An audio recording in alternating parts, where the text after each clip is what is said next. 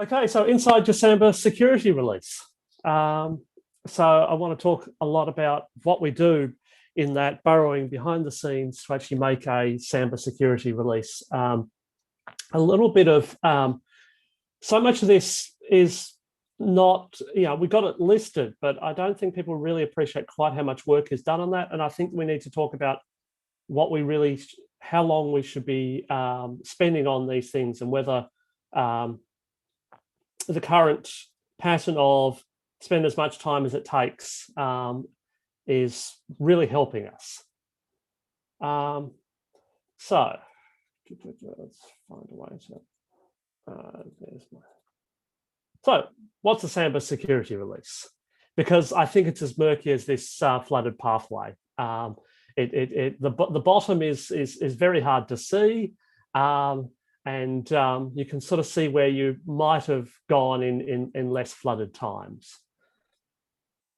So to ask what's a Samba security release, you first need to think about where we even find out about Samba security issues. So the where do we get security reports from? Well, we get them from the Samba team.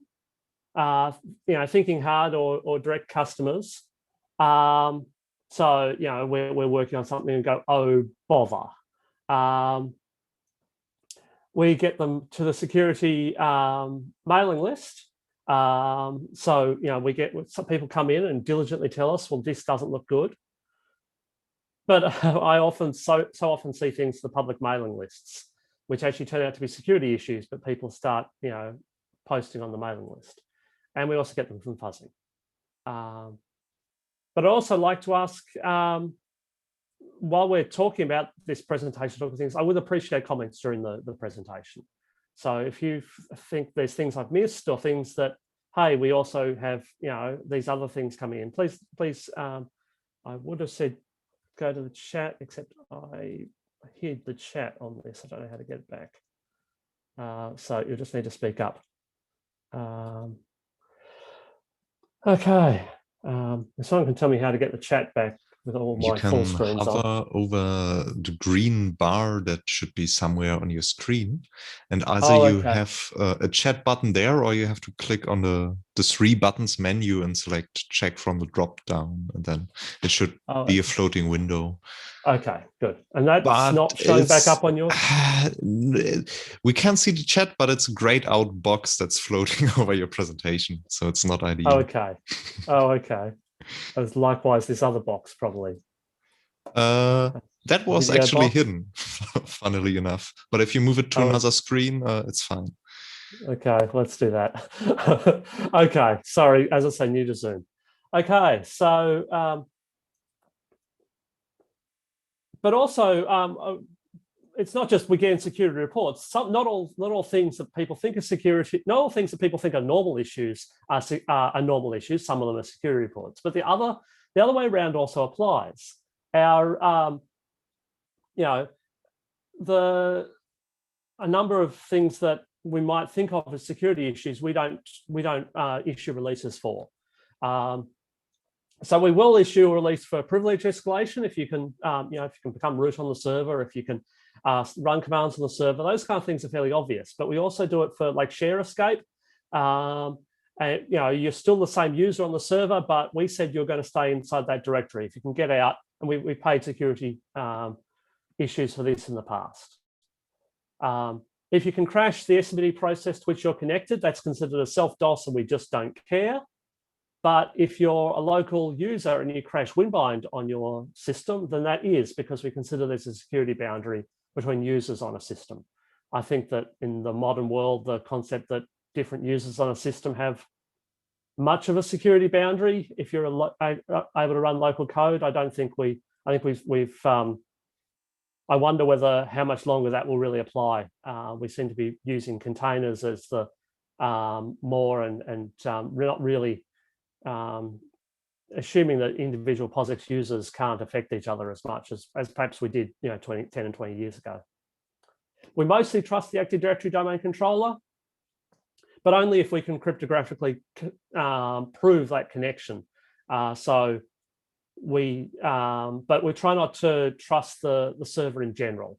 So we're trying not to have, so if we connect, well, perhaps give a good example of things that did happen that we knew about for a long time, and then finally it was realized was a really bad idea. When you connected a Windows machine to a print server, and it's just a random print server, and it downloaded a driver and ran it in kernel space. That's trusting the server far more than you should, let alone some of the things we had. So those kind of things all would count as a Samba security issue. So if we get one of those, then we need to start a Samba security release. And then here are the fundamental steps that we go through. We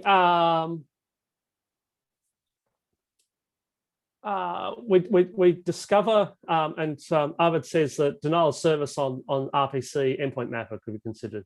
Yeah, and I'll get to a bit about denial of service. We get quite a lot of them. So an issue with is discovered and reported to us. And then then we do a response. So we triage the issue. Is it important enough? Someone does scoring. We develop a fix. So a patch is developed. All sounds fairly easy so far. We backport to supported versions. So master to 4.14, 4.13, and 4.12. We run a lot of CI. We release. So tarballs and things. Well, there's a lot more to it than that. That's the high-level overview, which is grand. But we have a very particular process for going through this, and there's a lot more work in it than that overview really makes it seem like.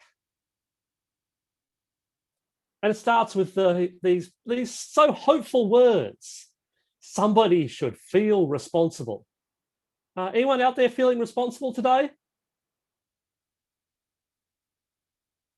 Crickets. Yeah, this is the single biggest flaw with the Samba security process. There's no overall Samba management, as you all so very well know. So picking up a security issue isn't something that anybody gets assigned as sort of, okay, if there's a security issue, this is your job to pick up. On Catalyst side, it tends to be me. I pick those things up and I'll assign it to one of my colleagues to work on if it's sort of in their area, or make the call as to whether it's something we're going to do. But it's not something where we actually have a really good guarantee that a security issue that's comes in will even have anybody go anywhere near it. I'll usually at least make sure a bug's filed, but that risks me being looked as the person who should feel responsible. And we can hesitate to even file the bug because it's very much a situation of the children's game of tag, you're it. But we do have some basic patterns. There's a sort of feeling like that you break it, you fix it. So if a security issue in code that you're involved in, you probably should fix that. The slightly more dangerous one of last one to touch the code owns all the bugs. And thankfully, we do have a really good culture of when something like ZeroLogon drops, that all hands to the pump and everybody, does really work hard to try and get things sorted quickly. When they're that really pinch point, I'm really proud of how the team comes together. So we use bugzilla. So Carol, I've got a hand thing. Is that telling me something? I just want to clap because it's working good. Oh, okay. Yeah, we use bugzilla, and the bugzilla is actually. I mean, I get really frustrated at the other end of the process where there's so much clickety on every on approving and uploading files. I look forward to a new bugzilla version that allows multiple files to be uploaded at once and multiple tags to be tagged at once. But for now, bugzilla is a remarkably good fit for our needs. The ability to be able to set the two key groups of Samba Team and vendors as groups, but be able to invite any additional people, like upstream MIT Kerberos developers I've invited on there, other people, other vendors, individual people who might be involved. I'm being able to say, get an account on bugzilla, I can add you to the bug really simply is a real boon to good logged. It's not an email trail in all sorts of people's inboxes, but all lost.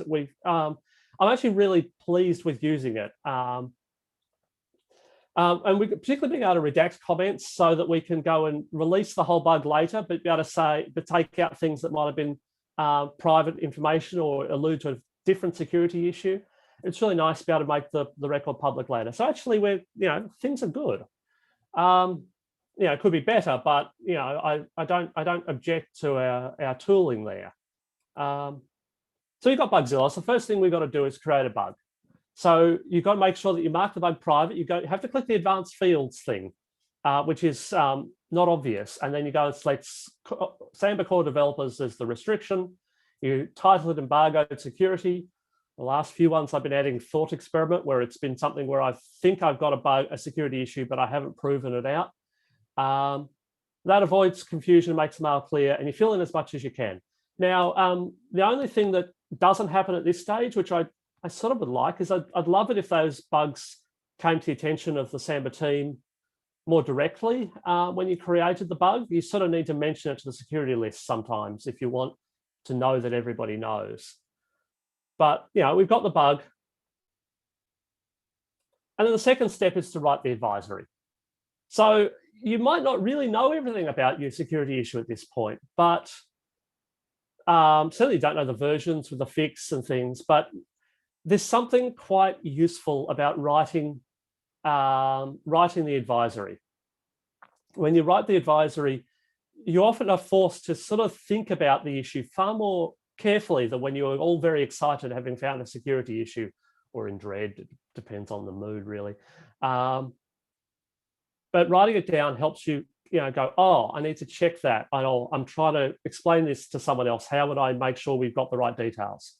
We've got the reporter. We need to check that they can be named, because it's like privacy is an important thing. So, and companies, there's policies and people have preferred titles. So it's just worth that, so there's some little administrative details, and we try and get that done early so that we're not trying to do that at the far end of the process when, we're about to make a release. We do CVSS calculation, so we use this form to make the calculation. And so that helps us. This is what so many of our Samba bugs come out as, is a 6.5, because a user was able to, without privilege, was able to crash Samba and therefore deny service to others. So it ends up as 6.5. And then we get a CVE number. So Red Hat security response team is normally pretty fast. They can turn around a CVE in about 24 hours. We don't give them very many details, just a bug link they can't read. Once we get that, we put that in the bug title, the bug alias. The bug alias is really cool in bugzilla because it changes the bug numbers everywhere else in the system to be CVE-, which really helps us know what's going on elsewhere. It allows us to, so when we're referencing it, we know, we've got just one identifier to track, not two different things. Then we'll write the patches, which is really just one small part of the process. The patches are written for master. Remember, they have to include tests, not just an exploit script. You need to write proper long-term tests to check that we don't regress on this. We then need to backport them to supported versions. So release candidates. So for a good 4 months of the year, there's an extra version to do a backport to. Current maintenance and security only releases. And then you have to start so much CI. Every patch, every version must pass CI. Carolyn will not run your CI for you. We can't use the public gitlabs.com for CI, not even a private repo on gitlab.com. We have access to another GitLab. It's attached to Samba Team's runners. They cost a bit more money because we don't get access to the free runners, but it keeps everything private on infrastructure that we trust. And when you finish the CI, you tag it as CI passed on the patch. This is separate to the reviews because we want to be able to do those two separate steps asynchronously. it's, this takes time. Thankfully, the infrastructure is quite parallel. You can get about 50 virtual machines running on the rack space thing if we need. But it's still if you set them all going, they can all stack up a bit. Hopefully this new split up build that Metz has done will help us a bit by optimizing down the amount of CPU time that we need by only doing the build first. Then more CI. The person feeling responsible runs the CI on each individual patch. So this is just equivalent to the pre-commit CI that you'll have on any other merge request. But then the release manager runs CI using auto build on SN-devel. Now it's done on the whole release as it's going to be shipped. That ensures there's no conflicts. So Carolyn does run the CI for you, but it better not fail. Otherwise, your patch is getting kicked and everyone's getting very pissed very quickly. This is a step I wonder if we can find some way of optimizing, because I know that's a big load on Carolyn. It's something I think we should try and find some other way past doing extra loads of it, but it does make people feel more comfortable. And it matches our existing process where things do go through that final gate on SN-devel for all other patches. And we have learned in security that we really need to try and mirror the production process in the security process as much as possible, because otherwise, this is the thing that's rushed, that's being installed on servers without much extra checks because of the rush. So we've got to get it right is really important. So then we do notifications. So you've got to notify the Samba team that you're ready so that you can get a date that Carolyn's available to do the releasing. You've got to finish the advisory with the final versions and confirm details so that we've got everything all ready to go. 7 days before, the person feeling responsible has to, well, this is the bit that's left a little vague in our procedure, but it's sort of implied it's the person feeling responsible has to mail the public mailing lists. We might want to clarify whether it's that or Carolyn, particularly for mixed releases. But I've done a number of those. And then vendors, 10 days before the release, they get a mail by Bugzilla by tagging the Samba vendor, by adding Samba vendor to the CC, and then they start getting all these weird mails from Bugzilla, but they seem to be comfortable enough and understand this is my notice that there's something coming from Samba. And there's release time. Not time to party. It's not a relaxing day from everything I understand, because although it might feel like the end of the process for those who've been involved in preparing the security release, it's the start of a very stressful day for Carolyn, and I do greatly appreciate the work that she and the others who support her do. Because the release involves new Samba versions, patch Samba versions. They never include other bug fixes or features. This is not your time to sneak things in. Uploading tarballs, so you've got to generate the tarballs, upload the tarballs, push patches to stable branches, bypassing auto build, pushing patches to master, going through auto build, publish announcements. There's the pre-announcements, as mentioned, there's the advisories, the what's news, and the announcement emails to the mailing list, wiki and website updates. This all, and probably some other things that I've forgotten. I did go through the process. If there's more things that we probably should really clarify that into the process. So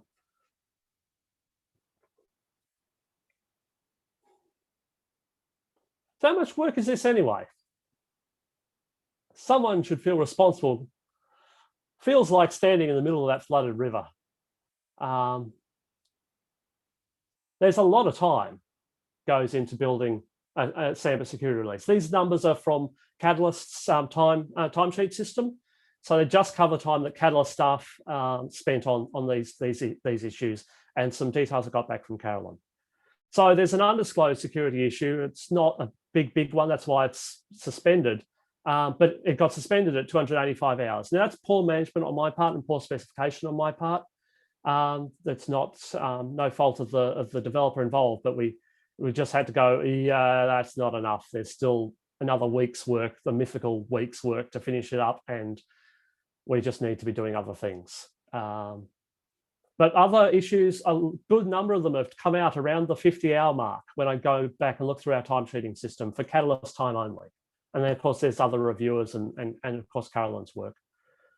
So these things are not not cheap or easy. They're and that's not like ZeroLogon. Yeah, this one was the debacle. I think by getting no notification, I mean, I'm incredibly proud of the work that was done, tag teaming between Catalyst staff working day shift and Senate and Red Hat. I think it was Gunter and Metz I saw a lot of working the European day and evening, and we just tagged back and forth. So Catalyst spent over 100 hours on that issue, getting that ready. I'm assuming that it was similar kind of workload on the European end. So and I just would not, again, my biggest hats off to Carolyn for just being able to be involved in release management, but on no notice, and to everyone else who's involved and being able to pull that together. That we did pretty awesomely there, but I still wish that was that was not it. That is a duplicate slide because I've screwed up my slides. So I thought I had a bit of a look at, we do a lot of security updates. And so I put them all at a table just to try and get an idea of what the updates are, what kind of updates are, and who's working on them. Catalyst is doing a lot of them. And it's just seeing just how much we're pushing through gets you an idea of the workload. And this is the more summarized up. There were 19 non-regression CVEs. I do consider it fair that the person who breaks the code fixes the code. So that's sort of a warranty kind of thing. Although sometimes when you're looking at that was done 6 years ago and now there's an issue, is that really warranty anymore? At what point does the team own the code? But to make sure that I'm giving a really fair, of course, Cernet, Google, and Red Hat have never had any issues in their code. At least none that have come back in security things. I'm not sure what's going on there. They're clearly much better than I. But I could fairly easily spot the Samba, the Catalyst, the things that we worked on at Catalyst that we could say, oh yeah, we were involved in that in the past. So we've got, if we imagine 50 hours per CVE, that's 950 hours over that last 2 years. It's basically a full-time week per month all year. And the workload appears to be increasing with some fuzzing research and some unreleased issues like the one I mentioned. Catalyst has actually been going at about 100 hours a month for the past 8 months. So it's big, and it's a, and this is not, so I wanted to give this talk to help people understand the scale of what is done to keep Samba secure for all of our users. And we have the heavy weight of historical bugs. Who should fix old code from prehistory? We've had a number of LDB issues come up recently because we started fuzzing some of that area. So currently it's sort of a Active Directory, Catalyst hands it, SMBD and the other bits of it get split around between Cernet, Google, and Red Hat. But it's a fairly heavy weight on everyone involved. And I'm not quite sure what we, how, and basically my argument is that it's admirable, but it's not sustainable. So I'm looking at why is this load so heavy, and what are the impacts? And I'm really asking that maybe we might change some things about our process to try and make it more lightweight, or if we can't change the process, we decide this is the right way to process, we need to figure out ways to get it funded in a way that's sustainable to all of those involved. Because the biggest challenge with this breakup is that losing any of the folks involved, we could have a really big hole, and our users aren't going to disappear as fast as necessarily the resources to be able to respond to these issues might. I also want to step back. I mean, in some ways, we get via Debian a bit of a peer review of the security issues we do. And Debian doesn't take the same view about our security issues that we do. And they've, oddly in my view, but it's their right as to what they put in their distribution, they've actually said no DSA to a significant fraction of the issues that we've raised. So, and I'm sorry for that one slipped off the bottom. The table, it seems to have reformatted on me. So all the ones in bold, including ZeroLogon, which makes me wonder what really is going on in Debian. They've sort of said it's off by default, so we don't care. Just they've gone no DSA on. So it kind of kicks me in the guts. I don't actually use Debian a lot. I use Ubuntu as our corporate desktops, but I'm involved in the Debian packaging team, just watching over them and trying to give them advice. And it just makes me a bit sad that we go and put all this effort into doing these security releases, and yet one of the major distributions that is a pillar of our community doesn't actually ship our security issues, which either means that we're issuing too many security releases that shouldn't be classed as such, or something else. I'm not sure, but I just want to. It is an interesting point of reference. We don't often get back a feedback from people saying you shouldn't have security released this. This is the only table I've seen that Red Hat seems to ship most things as security releases. The other challenge thinking about, is this workload too high, is that we've got a denial of service issue in general in the Active Directory DC. We've got many single process or pre-forked tasks. So if you can crash that, you can crash existing users who are connected to it because it's long-term connections. And if you can crash it on demand, and most of the crashes we've got aren't totally random. If they happen once, they can happen again. And that means that if you can do it 4 times, you can kill off all of the pre-forked workers.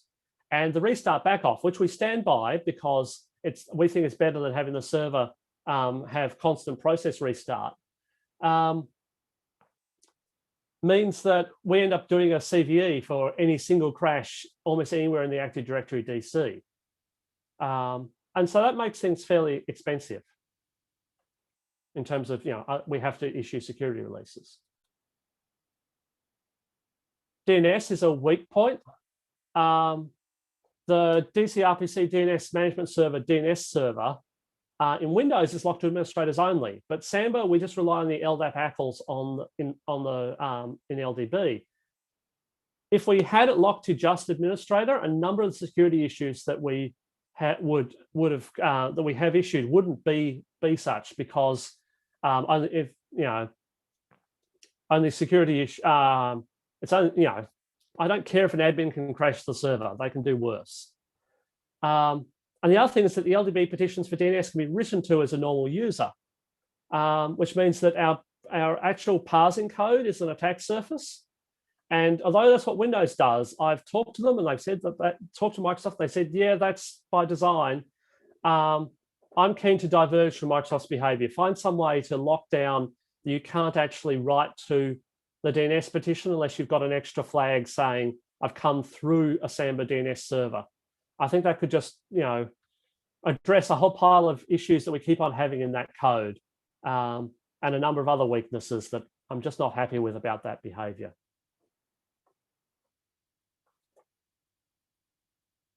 The other problem and challenge we have is unaddressed issues. There are a number of lower priority issues that are embargoed without a fix. Like the 280-hour one I mentioned earlier, but marking issue security and deciding this is something we're going to embargoing prevents a partial fix from being developed. Because if you fix anything, you're disclosing it, and then you have to fix anything requires fixing everything, because you're disclosing that, hey, we thought about this problem. And this really works against Samba's pattern of incremental development. And it means that users also can't know about the issue to implement their own workaround. Maybe they just go and look for some pattern that we put out in the log saying, looks like, so-and-so is trying to abuse us by sending us strange packets, and you might just ban that, or, So because we don't talk about the things, we actually make it really difficult. And so an embargo can stop an issue being fixed at all. It prevents discussion with potential funders. And it's very hard to support Samba Security as a commercial service or as it is. But it's much harder when it looks like we're addressing everything just fine because the things we're not getting to are not got to.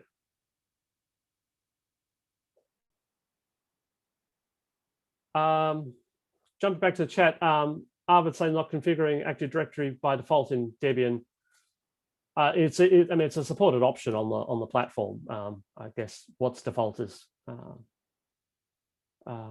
so whether Debian should. I think Debian should either get out of doing the Active Directory stuff or support it properly.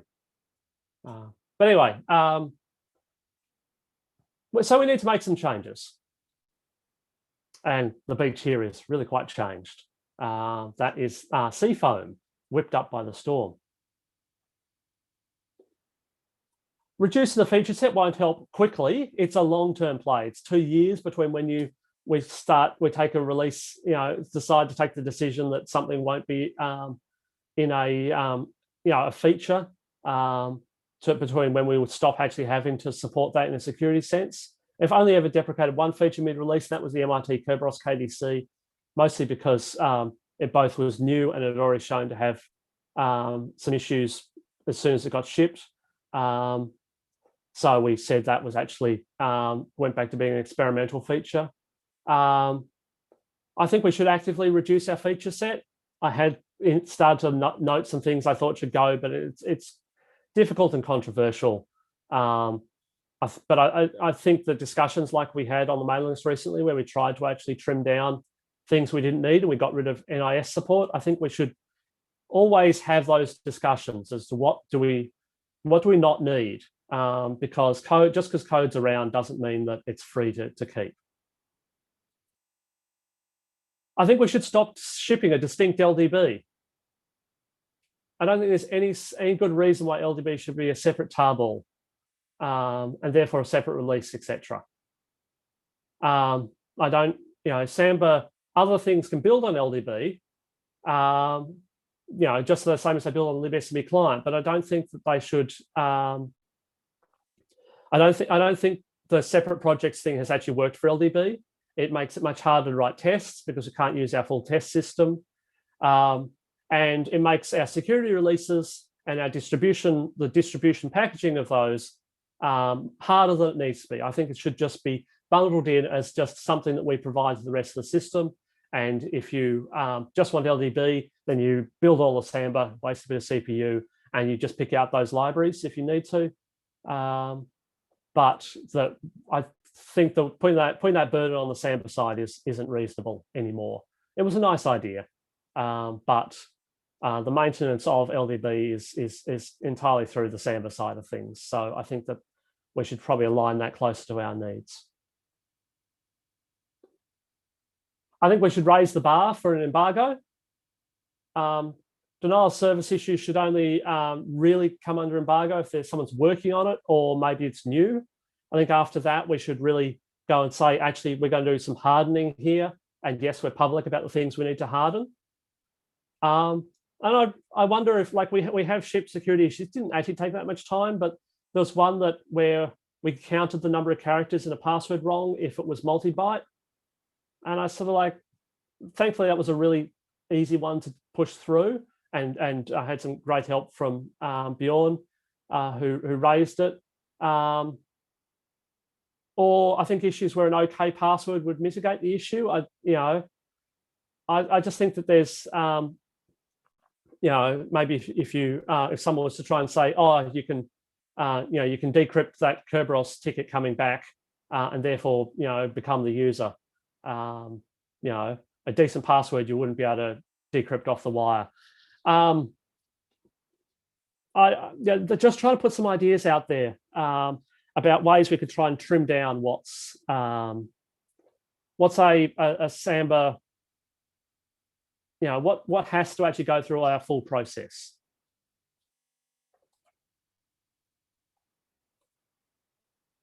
I think we should fund fuzzing.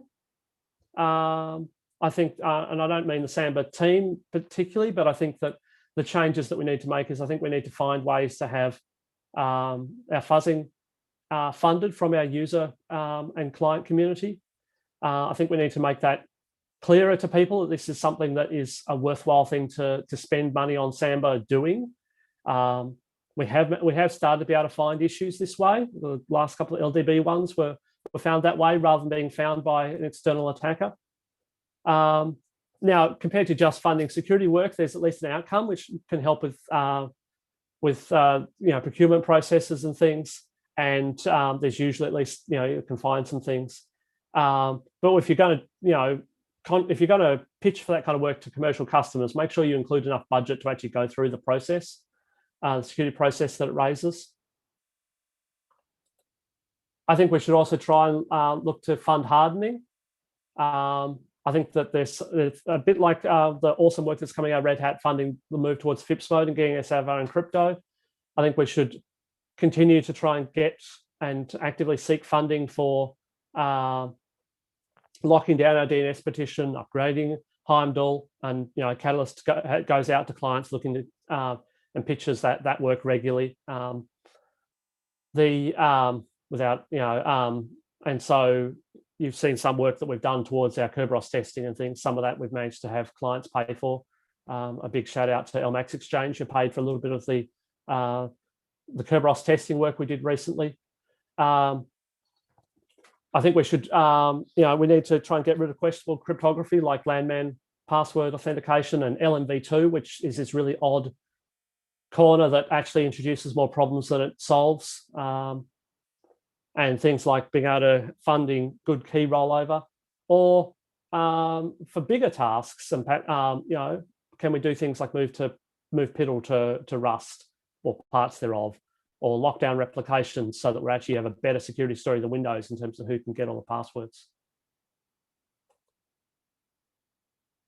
So the things we should ask about, but what about, should we change our policy to allow pitching security issues to trusted clients? Maybe it's a bridge too far, but it is, I think, easier to talk to clients about funding specific security issues that they would encounter within their environment, rather than saying, "Pretty please, could you help pay to help make Samba secure," where it's a little less clear. I get that there's some perverse incentives. There is a real situation where bugs get, where you wait, you'd like to work on something, but you wait till you could get it funded, because then you can actually get to spend funded time on it. We Catalyst is a commercial organisation. We've got to pay everyone's salaries, so there's incentives there. But I don't like the way that would cross against, well, we need to fix security issues, but then we've also left security issues unaddressed because of maybe we only do this pitching to existing vendors. I'm not sure, but I just want to say that I just want to sort of really make that clear. Finally, I just want to clarify the role of Samba Commercial support and commercial donations. So it's Samba Commercial support and the people who employ people like myself, the good firms who employ people like myself, who basically fund Samba Security. It's not our donations. We greatly appreciate donations. I was not able to get the current figure for Samba donations, because it turns out if you talk about tens of thousands of US dollars across the Samba mail server, the mail server says that's spam. You can't talk about that much money. But I do know in the past we were getting about $30,000 US dollars per year. If it's anything close to that, it's nowhere near what it would cost to run the security releases we've currently got. Took that number of 50 hours per release, 19 hours, and then took the roughly 200 an hour that CERNET publishes as their rate to get that number. So that's where that's from. That's not a Catalyst number. We don't publish ours.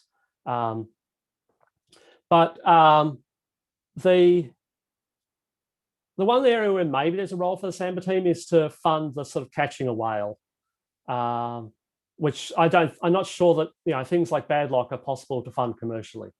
But there's significant people space challenges when open source projects pay developers. So it all sucks.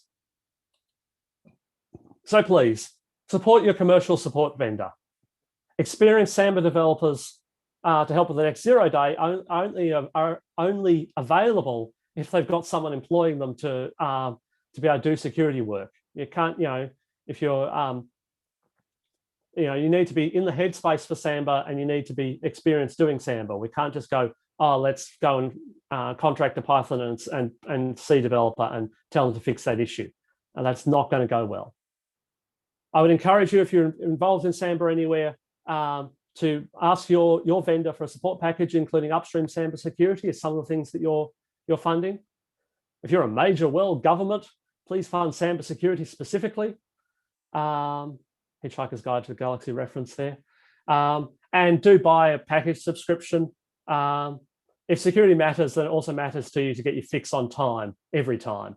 So while the greatest of respect to those who provide Samba packages, I have, there are delays and people have other lives and things. I think that if it matters to you, having your Samba installation secure, it matters to you enough to be able to contribute to the packaging work.